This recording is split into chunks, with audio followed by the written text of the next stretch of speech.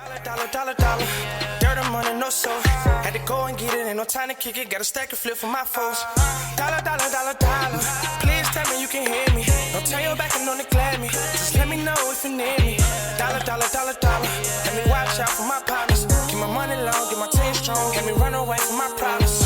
Yep, what's good, original crew, man? We're back. Hey, man, we're back on the channel. Hey, we got a new visual for us today.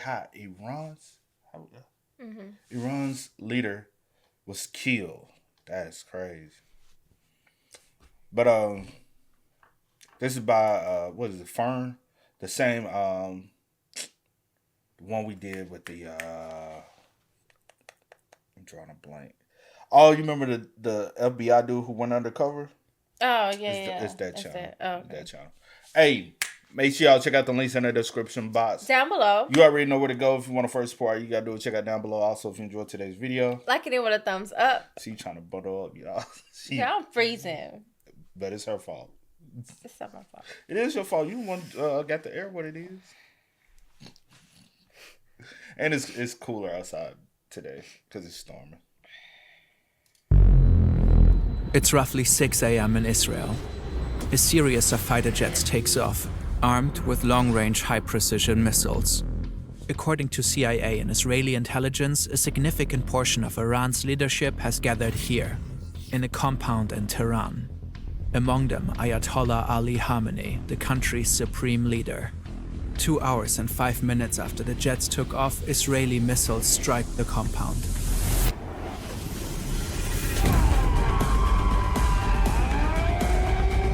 This is how the Israeli and US attacks on Iran unfolded, how the country's leader was killed, and what has happened since. شهد شعیب گوارای شهادت را نوشیدند و به ملکوت اعلی پیوستند. By the time this video is published, new details might have emerged. The US, Israel, and Iran have a long history of tensions. Until 1979, Iran was an authoritarian monarchy ruled by Shah Mohammad Reza Pahlavi. He was supported by the US. When his regime was overthrown in the Iranian Revolution, Ayatollah Ruhollah Khomeini took control of the country and founded the Islamic Republic. He was determined to transform Iran into a country ruled by Islamic law. Khomeini abandoned the former Shah's pro-Western stance. The US and its close ally Israel were declared sworn enemies. Especially the opposition of Israel became a strategic and ideological goal. Ruhollah Khomeini died in 1989 and was succeeded by Ali Khamenei, a cleric who quickly rose through the ranks and had become a key figure in the religious leadership of the country.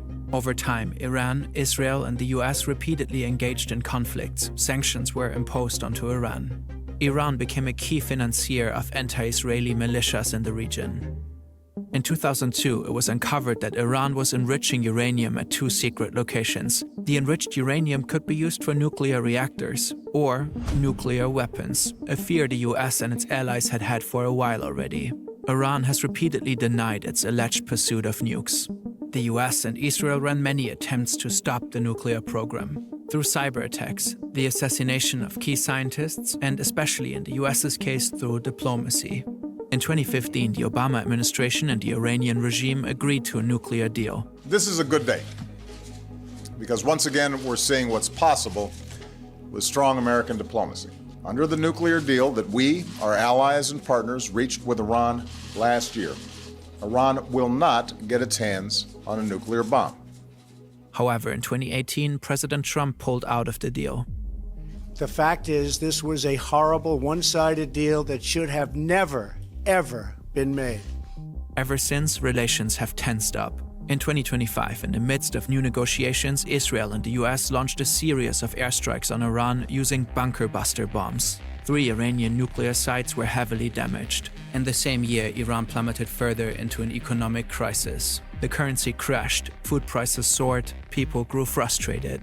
By the end of 2025, mass demonstrations erupted across the country. Peaceful protesters and rioters called for the end of the Islamic Republic. Trump called for an uprising of the Iranian people against their government, saying help is on its way. But the regime brutally cracked down on the protests.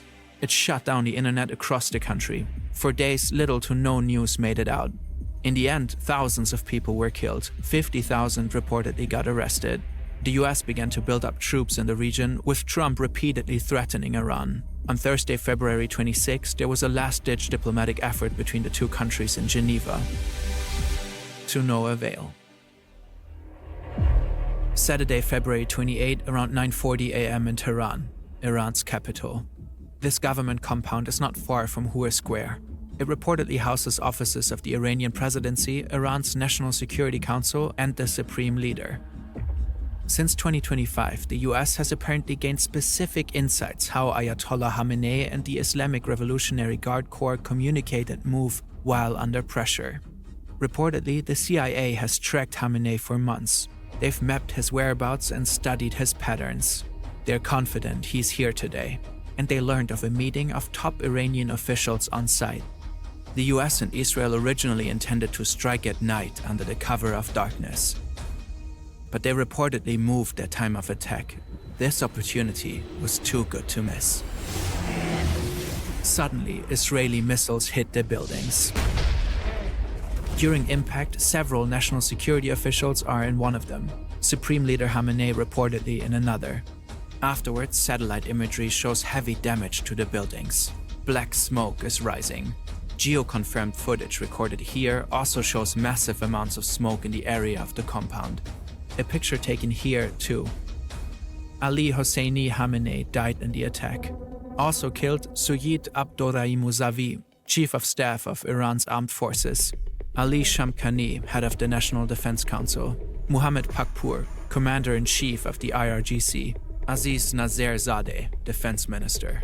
According to Israeli news, a total of 30 senior Iranian officials were killed in just half a minute in the opening strike. The operation was dubbed Roaring Lion in Israel and Epic Fury in the US. It has been planned for months. Masoud Pezeshkian, president of Iran, however, survived. Ali Larijani, secretary of the Supreme National Security Council, vowed Iran would fight back and assured continuity of governance. The strike on the government compound was just one part of the operation. Afterwards, Israel reportedly take out Iran's air defenses, especially around Tehran. In a third wave, Israel deploys roughly 200 fighter jets, bringing much of its air force into Iran. The goal is reportedly to destroy as many Iranian missiles as possible, as fast as possible. The US reportedly joins in about 30 minutes after the attack on Iran's leadership. According to the New York Times, their attacks focus primarily on targets in eastern Iran, far away from Israel. They also attacked the Iranian fleet. Reportedly, US warships fire Tomahawk cruise missiles at Iranian targets. American ground forces use artillery rocket systems. Several military and command centers in Tehran are hit by Israeli airstrikes. Further explosions are reported in Iranian cities across the country. Trump releases a video officially announcing the military operation and urges the Iranian people to take over their government. When we are finished, take over your government. It will be yours to take. Netanyahu later does the same. נבטיח את נצח ישראל. Shortly after their announcement, an airstrike hits the Sarayeh Tayyibi Elementary Girls' School in Minab, Hormozgan province. Iranian state media and officials claim that at least 175 people got killed, most of them likely children. These numbers have not yet been confirmed independently. According to the New York Times, the school is adjacent to an Iranian naval base. US Central Command announced an investigation into the strike. Iran launches Operation True Promise 4 and the retaliatory strikes begin. Countless missiles are fired at dozens of sites across the Middle East. More than 200 missiles are launched at Israel alone. In solidarity with Iran, the Houthis in Yemen announced that they will resume attacking shipping lanes in the Red Sea. This effectively ends a 3.5-month pause following the 2025 Gaza ceasefire. The US-led coalition reportedly intercepts several drones and missiles heading towards Erbil in the Kurdistan region of Iraq with no casualties. Multiple news outlets later report explosions near Erbil International Airport where US soldiers are stationed. That afternoon, Dubai International Airport is hit with an Iranian drone, striking Terminal 3 and effectively closing UAE airspace. Several luxury hotels like the Burj Al Arab and Fairmont de Palm are set on fire. It's unclear whether this was the result of a direct attack or if the fires were caused by debris from intercepted missiles. Okay. But the UAE isn't the only country targeted by Iran. In Bahrain, missile and drone attacks hit the US Navy Fifth Fleet headquarters. Footage shows what appears to be an Iranian Shahed drone striking a tower block roughly 20 minutes from the facility.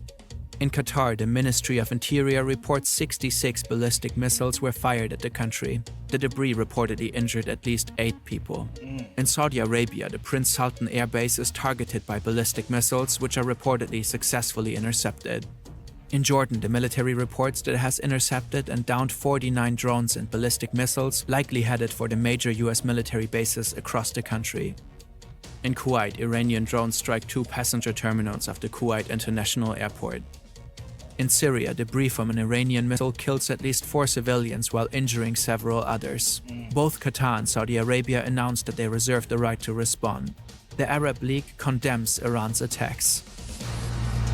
Following the blanket strikes by Iran, NATO senior command said its missile defense systems in Europe and its early warning radar in Turkey are on alert. Some experts warn that Iran may activate sleeper cells in Europe and North America. There are many more events and details we can't cover in this video, as attacks continue back and forth. So let's zoom out a bit. The US's involvement in the attacks is controversial.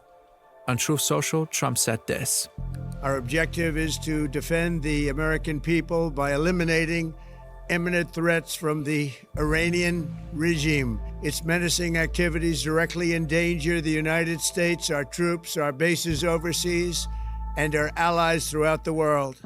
It's an argument for a war of necessity. An attack was looming across the sea, so the US had to strike preemptively. But it's unclear how Iran's activities directly endangered the United States. Iran was apparently years away from obtaining a nuclear weapon, according to the US's own intelligence. The country's ballistic missile arsenal is estimated to reach no more than 3,000 kilometers, a threat to neighboring countries, but not to the US.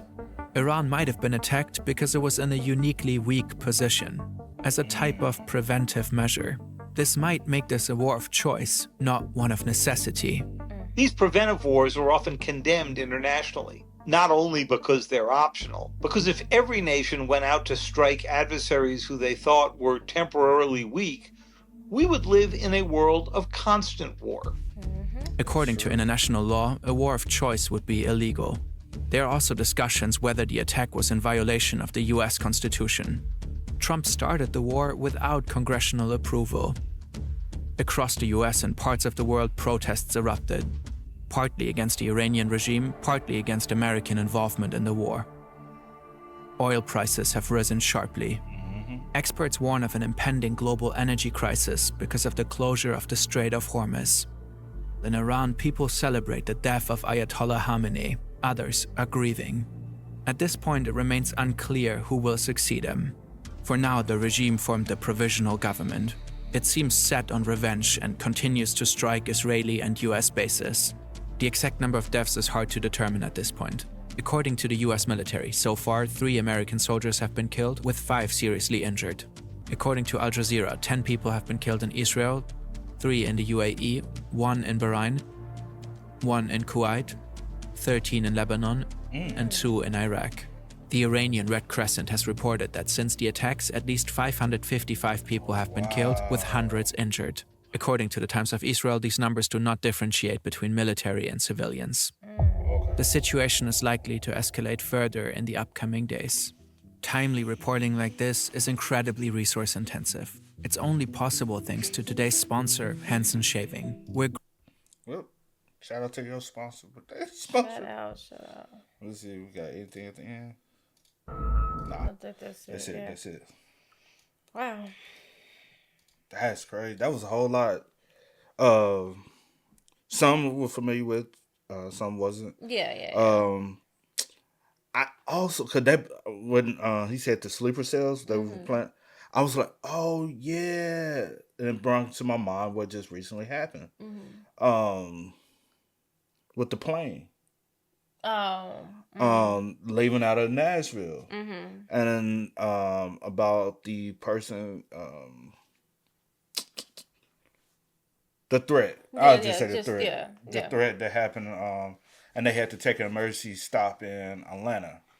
And I wonder, is that one of them?